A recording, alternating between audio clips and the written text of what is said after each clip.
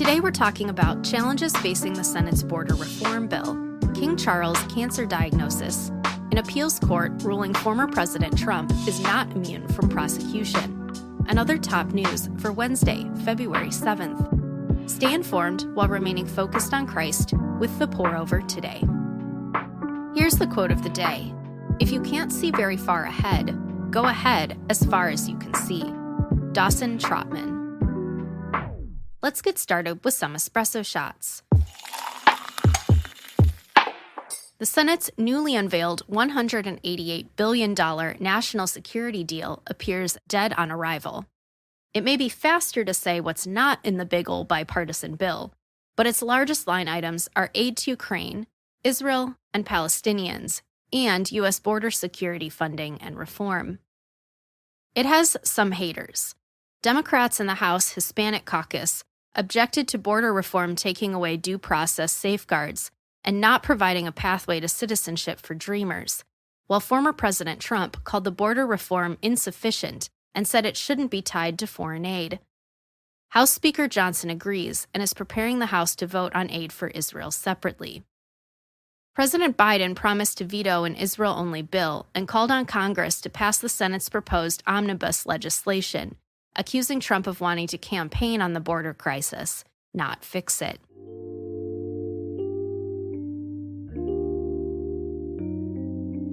You may have little control over U.S. border or foreign policy, but you are an important part of Christ's mission to demonstrate his love for the world. Reflect his inexhaustible compassion by loving your neighbor humbly and unconditionally. John 13:34 and 35 says, "A new command I give you, love one another. As I have loved you, so you must love one another. By this everyone will know that you are my disciples, if you love one another."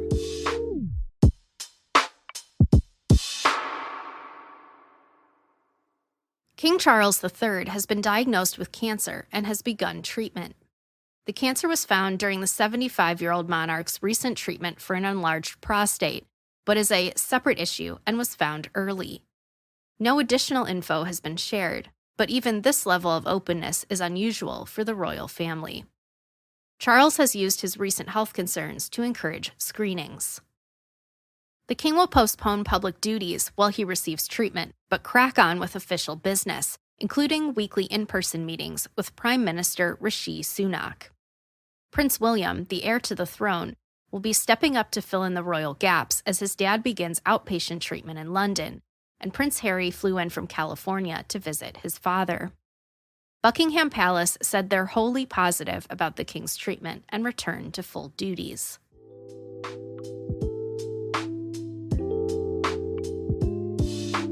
Here's a verse to consider when you receive an unpleasant diagnosis. When I am afraid, I will trust in you. Psalm 56, verse 3.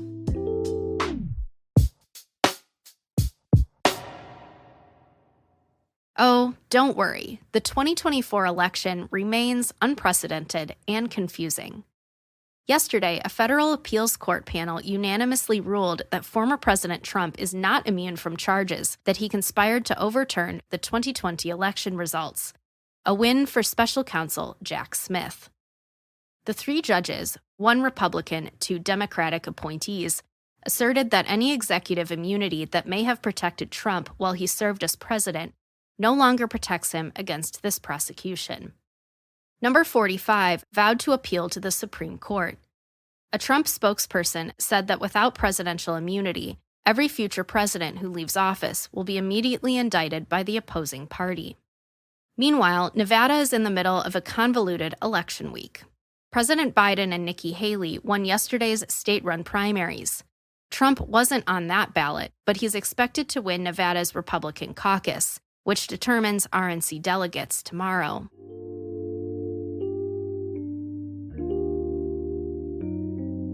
We shouldn't allow political outcomes to consume our thoughts or direct our emotions. Government may change, but our mission remains the same. Love God and love others.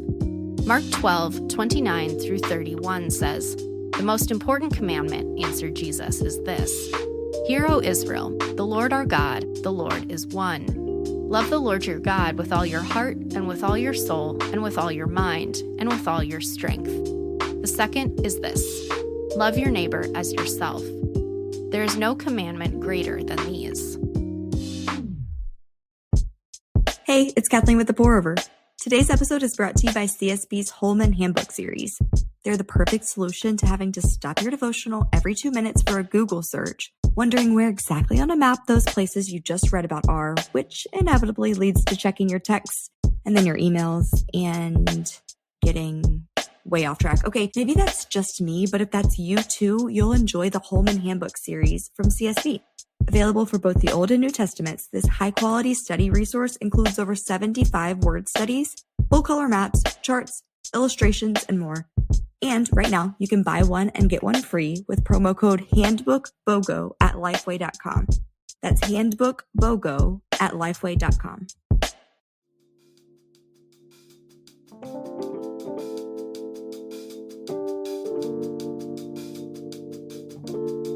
In other brews, here's a rapid round of updates. The tech sector is compressing its files. Almost 16,000 techies were laid off last month, as Microsoft, Google, Twitch, Duolingo, and others made more cuts. The trend, which began in 2022, continued into February with Snapchat's parent company confirming it will lay off 10% of its global workforce to reduce hierarchy and promote in-person collaboration. Dartmouth College has been busy. First, the National Labor Relations Board ruled that the Ivy Leaguers' men's basketball team could vote to unionize since they're considered college employees. The school will challenge.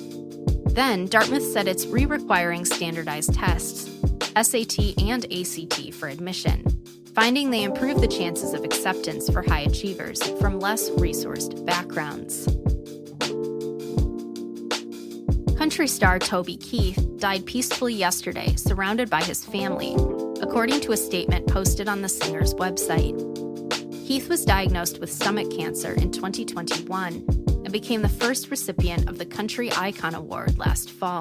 The Should Have Been a Cowboy, and courtesy of the Red, White, and Blue singer, was 62. In a unique criminal case, the mother of the Oxford, Michigan high school shooter was found guilty of 4 counts of involuntary manslaughter. Her son, now spending life in prison, shot and killed 4 fellow students in 2021. Prosecutors argued she was grossly negligent in giving her son a gun, despite his mental health warnings. Her husband will stand trial for identical charges in March. Los Angeles is under a state of emergency after historic rainfall. An atmospheric river, an intense, long-lasting storm caused by water vapor originating in the tropics, dumped 6 months' worth of rain on SoCal in 2 days, causing flooding, mudslides, and power outages. 3 have died from falling trees, and avalanches are possible as the storm moves east into the mountains. And that's all we have for today. Thanks so much for listening. If you're listening on the Apple Podcasts app, give us a 5-star rating and drop a review. If you're listening on Spotify, give us a follow and hit the notification bell to never miss a new episode. We appreciate your support and hope you have a great day. We'll see you on Friday.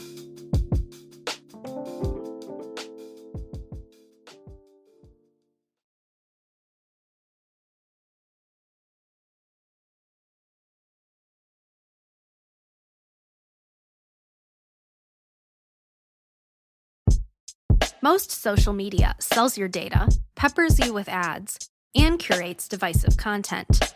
Not Tuvu. Tuvu is wholesome social media built and moderated with the whole family in mind. Choose social media that uplifts rather than drains. Check out Tuvu, that's Tuvu, at the link in our show notes.